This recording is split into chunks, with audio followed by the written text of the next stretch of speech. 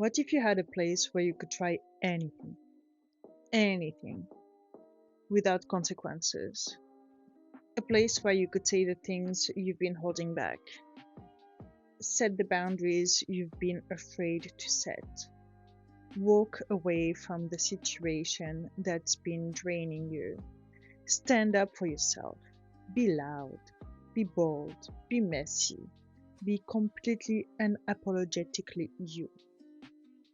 And no matter what happened, no matter how it went, you'd wake up safe. Would you use it? You already have this place. You go there every single night. Welcome or welcome back to Dreams Alchemy. Today we're talking about dreams as a laboratory, a playground, a consequence-free zone where you get to experiment with being a different version of yourself. Quick note before we dive in. And honestly, I should have mentioned this in the last episode, but I didn't. So here we are. This is actually the second episode in a 3-part mini series on how dreams are training you to be a better version of yourself. I'm learning as I go, and I'm inviting you to come along on this journey with me as we explore this together. Now, these episodes might feel like they are covering similar ground because, well, they are. They're all about dream training, but each one builds on the last one. The first episode was about dreams teaching you how to feel. This one is about dreams as a space where you can experiment without consequences. And the third one will be about when that training actually shows up in your real life. So, yes, there is overlap because it's all connected, but each episode takes you deeper into a different layer of how this works. The stories are different, the tools are different, and by the end, you'll see how it all comes together. So, if you're just jumping in here, welcome. You can follow along, but if you want the full evolution, start with episode 1 and let's do this together. All right. So, let me tell you about a dream I had just 2 nights ago. And this one was revealing. I'm in a classroom. You know that setting? Desk, a whiteboard, teacher at the front, and I'm trying to find a seat. But here is the thing. These 3 students keep moving things around. They're shifting seats around, messing up with setup, and I realize they've been playing games. Moving my stuff, hiding things. So I'm looking around, trying to figure out where to sit. I'm like, okay, I'm just gonna grab my stuff and sit somewhere else because they have been moving things around in the space, but they have been moving my things around in that space too, if that makes sense. So I'm like grabbing my stuff. I'm gonna sit somewhere, I'm gonna make it work, that's fine. But when I go to get my bag, I can't find it. They've moved it, of course. They've hidden it, and they think it's hilarious. The teacher, this really lovely woman, she finds my bag for me. She clearly is on my side, and she's being productive. So that's nice. And at one point, she even ducks under the desk and talked to me quietly, even cutting me off before I say something I might regret. She's creating this safe space for me. But these students, they keep going. At some point, they literally turn their tables around so their backs are to the board, just to mess with the whole structure of the space. And I'm watching this and I'm thinking, when is the teacher going to notice? Is she even going to care, do something about it? Or are they just going to get away with this? And then something in me shifts. And finally, I find the bag. And inside, there's money. Money that wasn't there. Money that wasn't mine. Money that clearly came from them, from their games. And I look at it and I think, you know what? Fine. More money for me. And I just take it. My bag. I put my bag on my shoulder and I start to leave.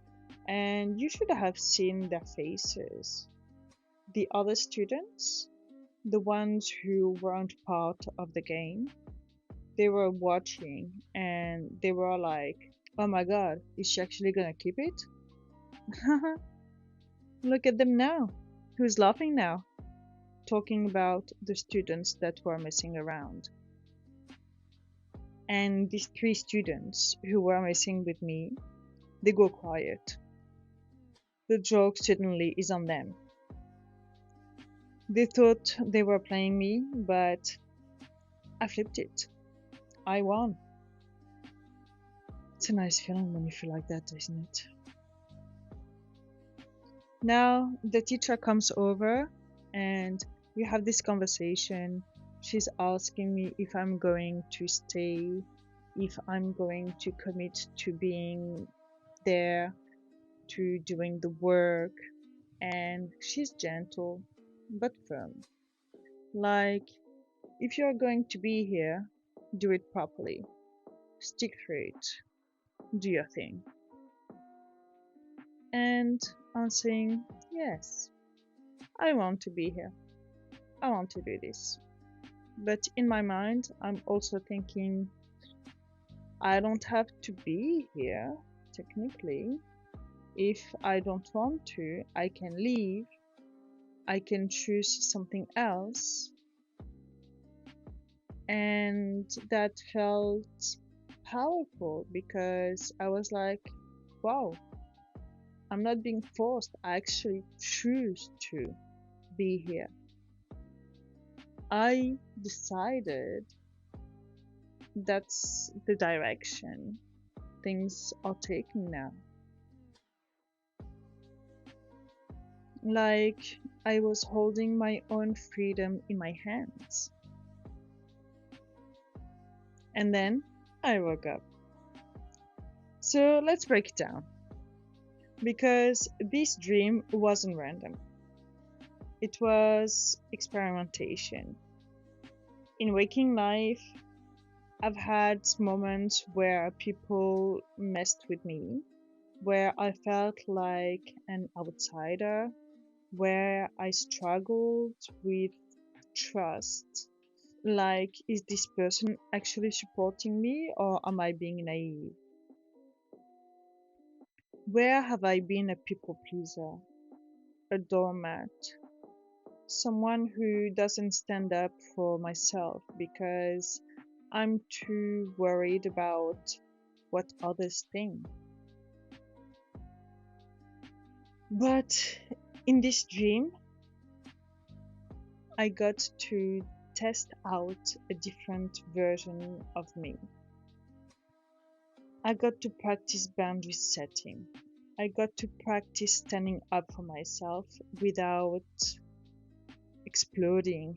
without reacting in a way I would have regretted at some stage.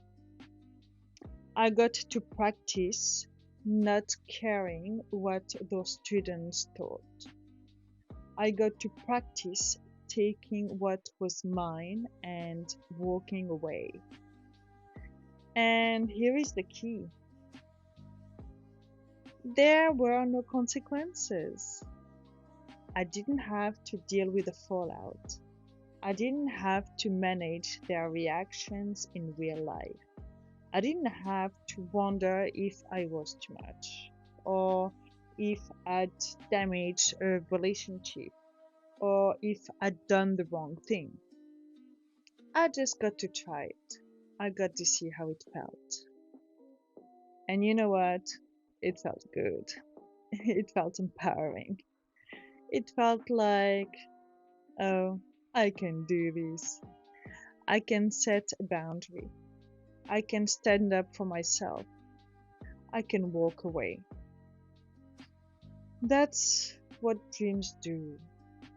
They let you experiment. They let you play. They let you test out different responses, different versions of yourself, different ways of being without risk. Your dreams are doing this too.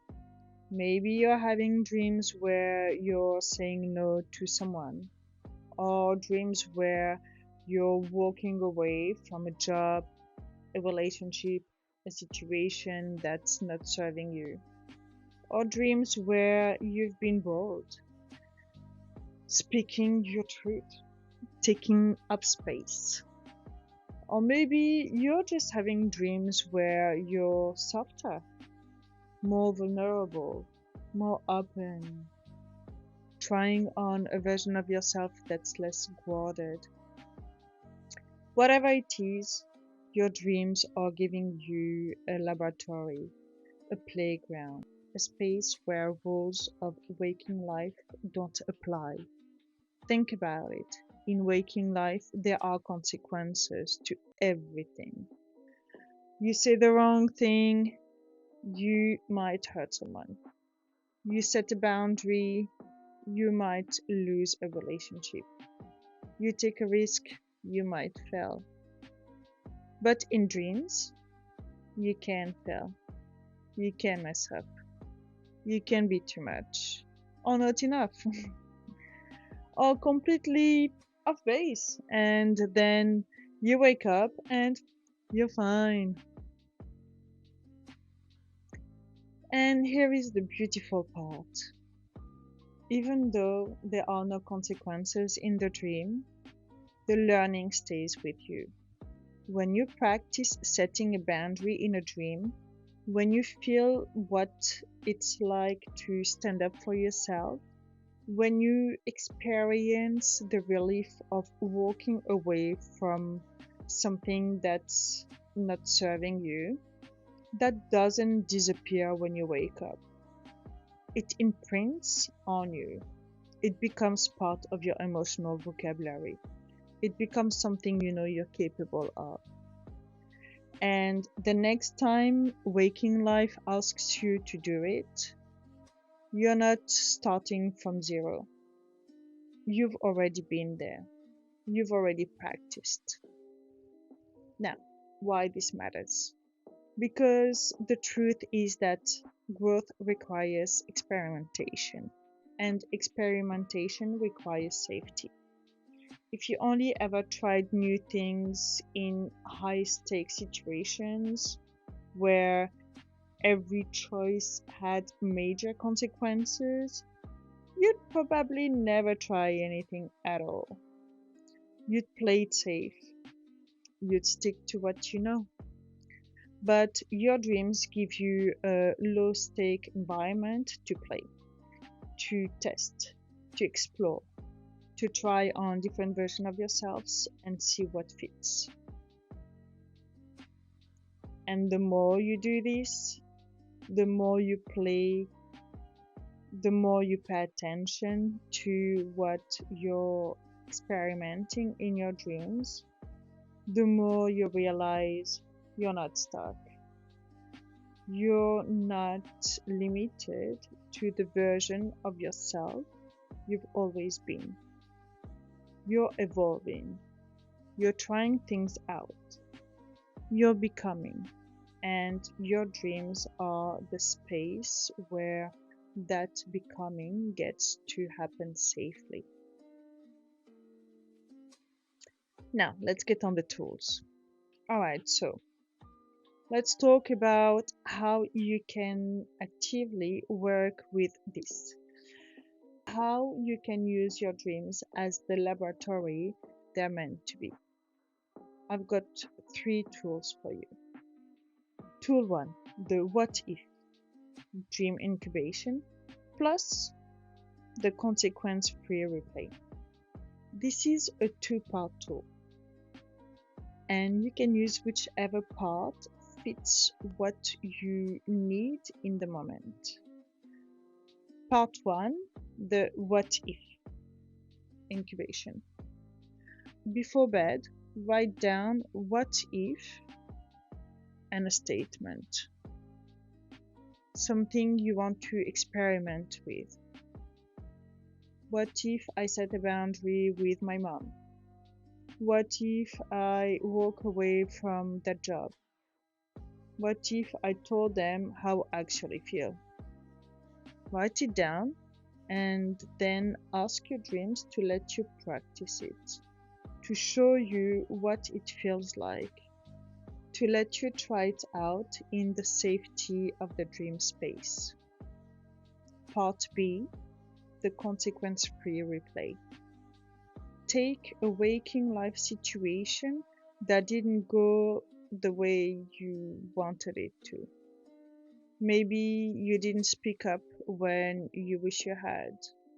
Maybe you reacted instead of responding. Maybe you stayed when you wish you'd left.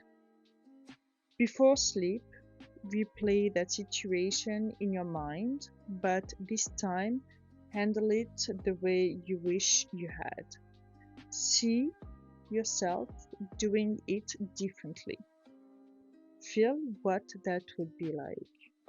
Then let your dreams continue the work. Let them give you more practice, more variation, more experimentation. Tool 2, the bold choice inventory. After you record a dream, ask yourself 2 questions. What did I do in this dream that I wouldn't do in waking life? Maybe you confronted someone, maybe you left, maybe you said yes to something you usually would say no to, or no to something you usually would say yes to. And then ask, how did it feel to do that? This helps you see where you're already experimenting, even if you didn't consciously set the intention. Your dreams are often ahead of you, showing you what you are ready to try. Tool 3, the Dream Lab Journal. Create a specific section in your dream journal. Call it My Dream Laboratory, or Experiments, or whatever feels right to you. In this section, only record the dreams where you're clearly testing something, where you're doing something different, where you're trying on a new version of yourself. Over time, you'll start to see patterns. You'll see what you're practicing. You'll see how you're evolving. And you'll have a record of all the ways you've been brave, bold, and willing to experiment, even if that was only in your dreams. So, here is what I want you to remember. Your dreams aren't just stories. They are not just entertainment or stress relief or random noise. They're a laboratory, a space where you get to try things without consequences, a playground where you get to be different, bold, messy, authentic, whatever you need to be without risk. And the more you use that space intentionally, the more you experiment, the more you pay attention to what you're practicing, the more it translates to your waking life. You start to realize, I can do that. I can set that boundary. I can walk away. I can stand up for myself because you've already done it in the safest place there is. So tonight, when you go to sleep, remember, you're entering the lab. You're free to experiment. You're free to try. And whatever happens, you wake up safe. Until next time, keep dreaming. You're the alchemist. Bye.